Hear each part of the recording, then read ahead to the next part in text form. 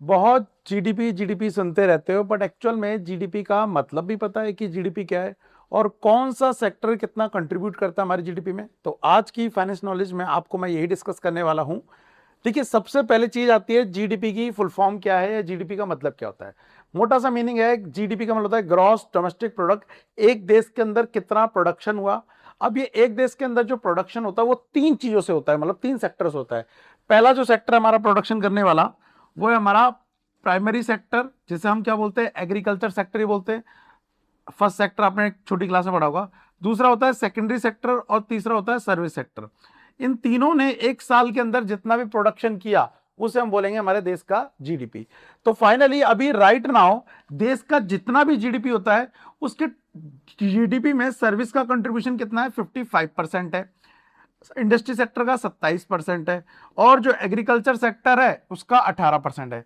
आपकी जानकारी के लिए बता दूं, सबसे ज्यादा लोग एग्रीकल्चर में लगे हुए हैं हमारे देश में, लेकिन वहां से जो इनकम आ रही है या कल वहां से जो प्रोडक्शन आ रहा है बहुत ही कम आ रहा है। अब बात ये भी कर लेते हैं कि देश का जीडीपी है कितना। तो जी, इंडिया का अगर जीडीपी की बात करूं तो वो है $4 ट्रिलियन अप्रोक्स। $4 trillion approx. अब ये अप्रोक्स की बात करें अगर 4 ट्रिलियन, तो ये 4 ट्रिलियन कितना होता है? जी आपकी जानकारी के लिए बता दूं, 1 ट्रिलियन के अंदर होता है, इसका मतलब है 10 की पावर 12। 1 ट्रिलियन की बात कर रहा हूं मैं। तो इसका मतलब क्या है, अगर मैं 4 लिखूं उसके पीछे कितने जीरो लगाऊं, 12। 1 2 3 4, 1 2 3 4, 1 2 3 4, और पीछे क्या लगा दूं, डॉलर। तो ये अमाउंट निकल के आता है जो इंडिया एक साल के अंदर इन तीनों सेक्टरों को मिला के प्रोडक्शन कर लेता है। और इसी को लेके हमारी सरकार, हमारे लोग बोलते रहते हैं कि हम वर्ल्ड की टॉप 3 क्या कंट्री बन जाएंगे जीडीपी के मामले में।